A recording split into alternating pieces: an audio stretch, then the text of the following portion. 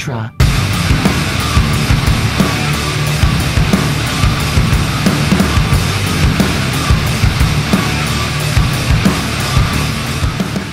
Hey everyone, welcome back to Make the Music, and today we've got a very special episode of Match the Sound, and we're going to be taking a look at Bring Me the Horizon song Mantra. This was a freaking monster project of mine. Oh my gosh, there's almost 100 tracks in this thing. If you want to check out the stems that I finished with for this project, you can click the link down below in the description and get my stems 100% free if you want to check them out to see how I did. Anyways, let's get into this one and dive into the session. You just heard that playthrough here, and boy, this was crazy. So let's just dive in. All right. So I'm in my session here for Mantra by Bring Me the Horizon, and oh my gosh, I mean, look, there's 100 tracks in this thing, and I didn't even do the full song as you heard. So let's just start from the very top here. Let's do like a 10-second playthrough of this interlude part here, and then we'll dive into absolutely everything. So.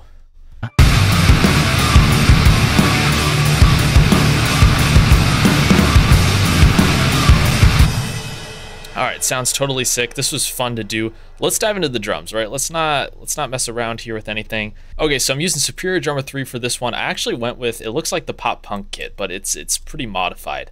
And I'm using the Pop Punk preset in the Pop Punk kit. I got my kick with a ton of room sound. We'll go into that. And then my snare sound. I believe I'm using the snare 3, but I also have a sample, and this is the main snare from the Taylor Larson pack. If you don't have the Taylor Larson sample pack, you need to get it. It sounds incredible, especially that snare sound. I've used that snare sound I don't know how many things at this point. The mixer, I didn't mess too much with this. I did most of my mixing in Reaper, so just I think Tom 3s on both the kits. So nothing too crazy in Superior Drummer. You could honestly do that in Easy Drummer 3 or something like that with the Pop Punk kit. But let's get into all the processing I did. So with the kick, added a lot of lows and took out some highs actually.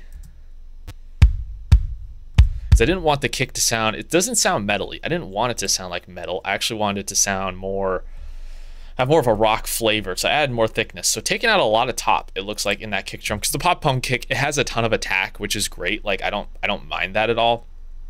Because it is Pop Punk, but I did use the kick there, and the super snappy kick didn't quite fit the track. So that's what I did with the kick drum. With the snare drum, a 0.7 boost at 3.3K. So basically nothing on the snare for the drums.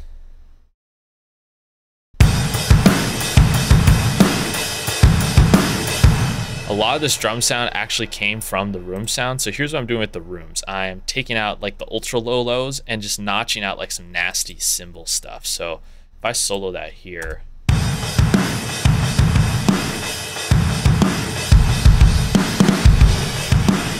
you hear that ringing snare stuff? Yeah, that's what I was trying to get rid of. And so that was actually the only processing on the individual tracks, believe it or not. But the drum bus has some processing. Virtual Mix Rack, I'm using a compressor. The 401 added a bit of shimmer and thickness. This is just compressing and gluing the entire drum bus together.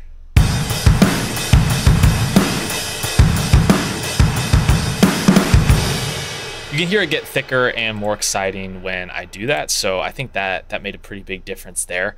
I do want to also talk about my master bus, which is my pretty typical settings that I go with these days. But Virtual Mix Rack, I'm using the Brit 4KE, a little bit of shimmer, a little bit of thickness, nothing too crazy there. EQ, adding some mid-range and a little bit of low lows. It's very mid-rangey sounding record here. The SSL comp, this is doing a lot of work, so listen here. You can hear between 3 to 4 dB of gain reduction. This makes a huge difference. Watch when I take this off.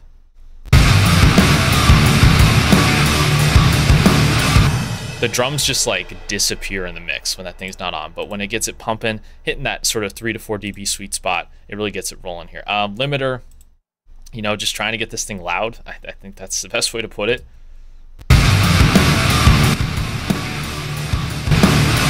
It's basically just adding a ton of volume, right? I mean, I'm trying to match the original, right? So I need to get it loud, and that's what this FGX2 is doing as well. I'm adding a bunch more gain to try and match that original sound from the album because it's mixed pretty loud. Add an additional 3 dB of gain. I have videos on mastering, you can check those out. And I use Ozone 10 for EQ matching. So that's the master, that's the drums. I did add a few more layers here. There's actually, if you listen to the like stems online, there's a tambourine, there's this strange hat loop, and there's also this drum loop. So I'm gonna play you those.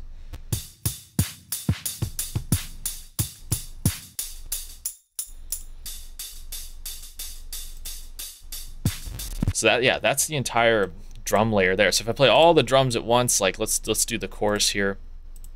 All the drums and percussion loops.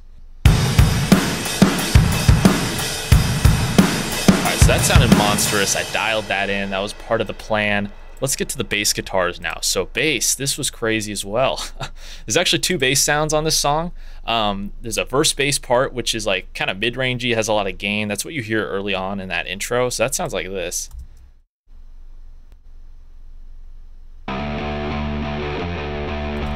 Right, it's just got like a ton of gain. Almost sounds like it could be like a really low-tuned guitar, right? Yeah, so that's that sound. It's in a C standard, I believe. Let's get to the processing here. So on the DI, it looks like carving out some mids and some highs. Nothing too crazy there. And then carving out some highs again, adding some mid-range.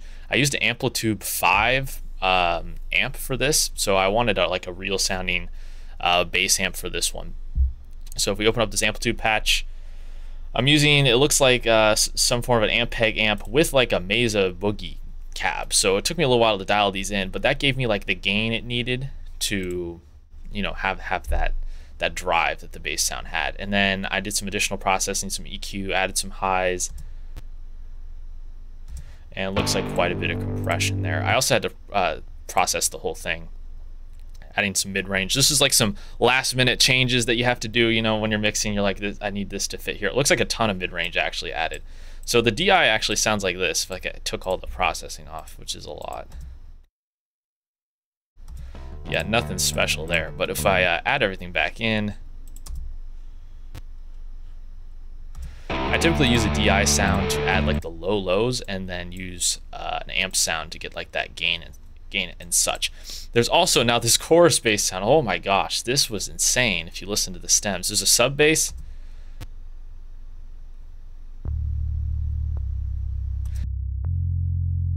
That's an expand patch, believe it or not. I'm still using expand these days. It's good. It's a pretty simple expand patch. If you need more information, you can ask me, but this sub patch is an expand. Check it out there. Now this chorus amp part was ridiculous. Here's it soloed.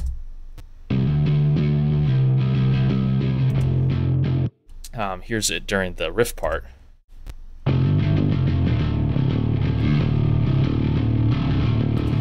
Wasn't 100% able to recreate it because it's so sick sounding. So I have it split up into 3 sounds. There's a high clank. It had like the super clank. It had this mid-rangey amp punch, similar to what I did in the verse. And then I've got this, you know, I'm gonna mute the drums just real quick because those cymbals are just getting annoying. All right, let's do this. And this is like a low track, like, so I cut everything off above like 200, you can see. Compressed the living crap out of it, added a ton of low.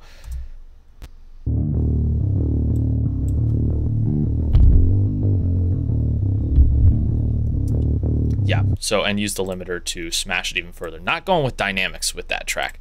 And then the high clank, if we take a listen here.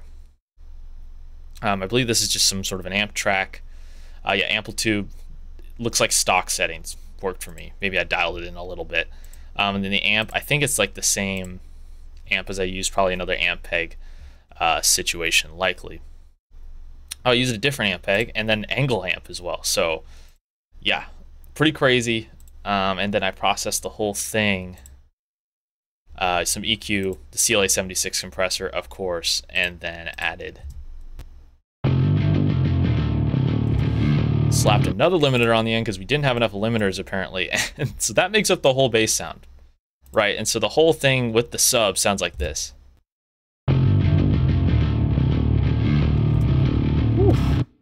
And then if we do just drums and bass,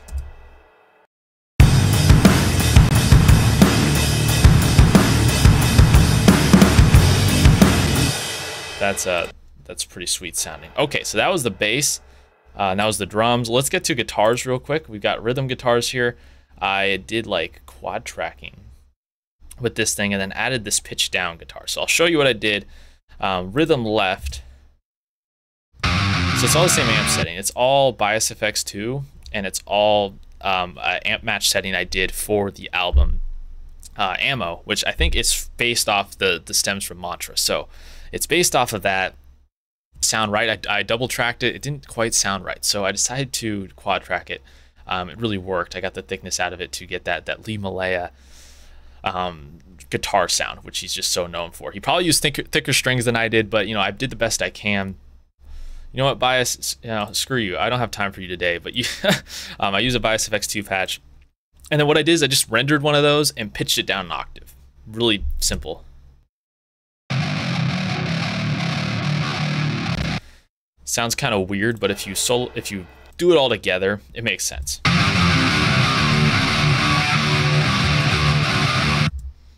Sounds good. Now let me disable the plugins. It's just a virtual mix rack. So that's adding some brightness. It was a little too dark.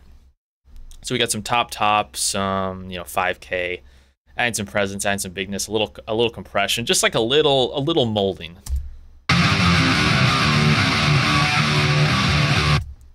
Notice I'm not going overboard with the compressor. It's just kind of like glue all the sounds together. So that was like the rhythm guitar. It's nothing crazy on this song, but it's still pretty cool.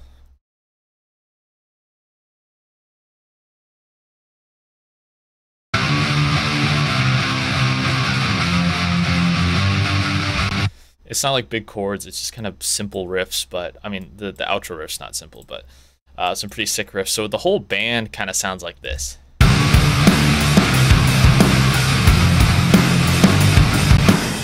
So yeah, that's super cool, but we got a ton more elements coming our way. So that was guitars. Now during the verse part, there's a little clean guitar section. I just used Amplitude for that. Actually, I lied. I used Overloud, and I think it's just like a stock ambient clean setting.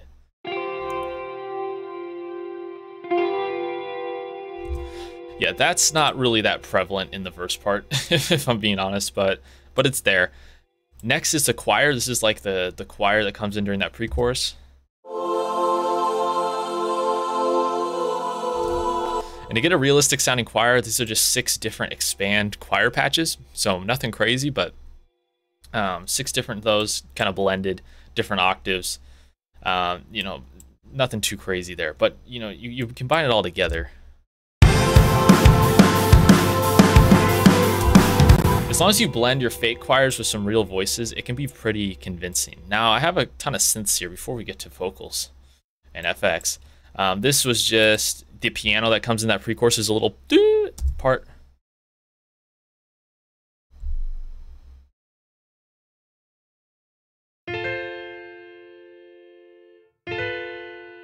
And that was addictive keys, I'm pretty sure. Just like the stock, one of the stock patches there.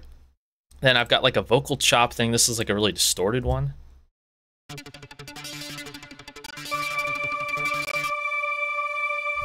That's like more of a choiry one. Those are all Anna 2 patches. These are all Anna 2 patches, by the way. These distorted synths were not. These were expand patches, believe it or not, but they've got a ton of distortion on them. You can hear that those are definitely prevalent in the riff part where it feels like it's like pumping a little bit. It's those synths, and these just have KHS distortion on it. The synths added some like upper mids, took rid of some lower mids. That's where the bass and guitars were living. It didn't feel like messing around with that area too much. Believe it or not, when that riff is playing, there's like there's like this weird harmonic thing going on, so I had to come up with that. Yeah, I don't know if it's like feedback from their guitar that I had to like recreate as a synth or something. I don't know, but this is what it all sounds like now. You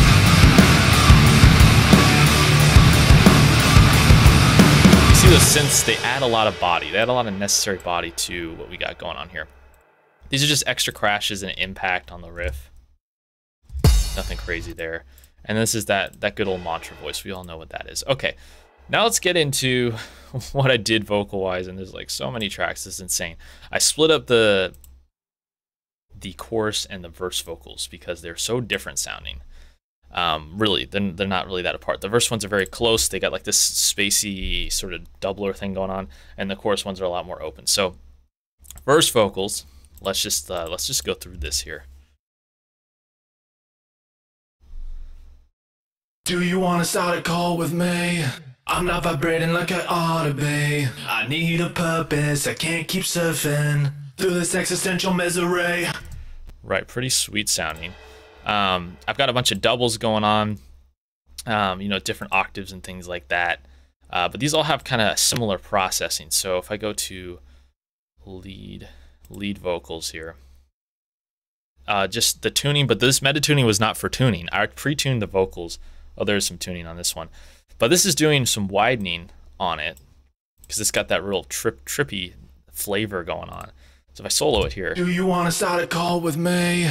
I'm not vibrating like I ought to be. Like, it's cool and whatever, but you need that doubler effect. That's definitely on the song if you listen to it. Need to be dark and need to be distorted. So that's what I did with VMR. And then the entire verse vocal bus is a ton of stuff. EQ, getting rid of lows, adding highs, virtual mix rack. This was pretty standard stuff for me if you see me mix vocals in the past, but using Neumann Unity 7 into virtual channel, add some highs, more highs, distressor to compress it. Do you want to start a call with me? I'm not vibrating like I ought. It's about having multiple stages of little bits of compression. Goes a long way with your vocals. Fresh air, it needed to sound brighter. I darkened it, but then it needs to sound brighter, right? A little counterproductive, but it did what I wanted. The CLA 76. Do you want to start a call with me? I'm not vibrating like I... And that's just crushing the crap out of these, honestly. It needed to sit there. And then a limiter to crush it even more. Do you want to start a call with me? I'm not vibrating like I ought to be. And, you know, if you crush a vocal that much, it's gonna need a de-esser. So I de-essed it, and then the CLA Epic is just adding some space, some ambience to it. Do you want to start a call with me? I'm not vibrating like I ought to be. Looks like mostly like adding some slap was kind of what I needed to do to get it to sound like that original vocal. The doubles have all the same settings, so don't worry about that. They're a little more distorted. So, I mean, I can play the vocals here. If I take all the plugins off, it's gonna sound like this.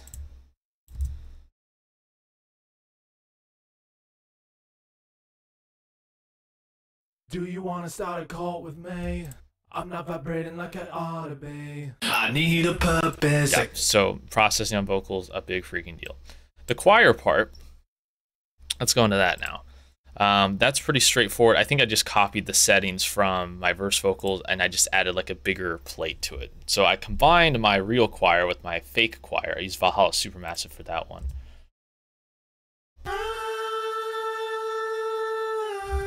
So like I'll play you where's my fake choir? There's so many freaking tracks in this session. Okay, up here. So if I combine these, I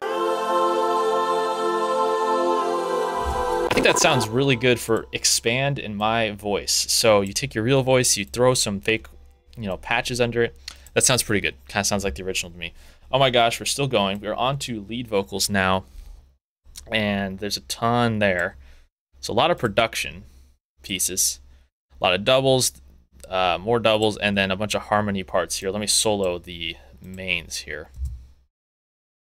Before the truth will set you free, it'll piss you off before you find a place to be. You're gonna lose the plot. It's too late. Okay, so similar settings as what I did with the verse vocals, right? EQ, virtual mix rack, that's all kind of the same. I add a little more ambience to this one. But the lead vocal, I think, is just compressed even more. I have an additional virtual mix rack on it. Yeah, doing basically the same thing. Another like CLA 70 or like a 1176 style. So I have my leads here. That's like these 6 vocals. Let me do this. That's 6 vocals here. Before the truth will. It's a low octave pan left and right for thickness. Before the truth will set you free, it'll piss you off. Before you find a place to be, you're gonna lose the plot. Like that sounds good, but it needed to be even thicker than that, so I added all these doubles. Before the truth will. These are similarly mixed, but I don't think they have the ambience that like the main ones do. And I had to crush these suckers with the limiter even more.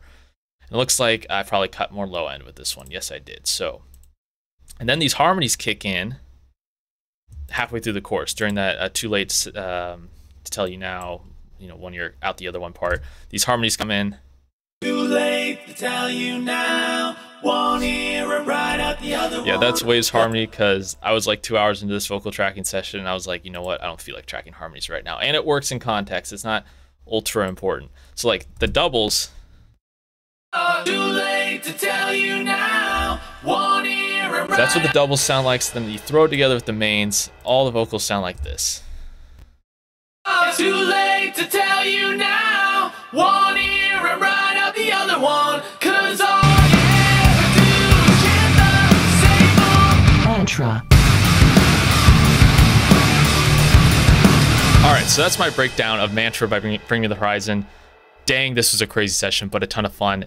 How well did I do? Leave a comment down below. Let me know. I'm very interested. Like I said, you can download the stems using the link. It's 100% free. Anyways, here's a full playthrough of what I did, and I'll see you guys in the next video. Like and subscribe. I'll see you then. Do you wanna start a call with me? I'm not vibrating like I ought to be. I need a purpose, I can't keep surfing through this existential misery. Now we're gonna need some real estate, but if I choose my words carefully, think I can fool you that I'm the guru. Wait, how do you spell epiphany?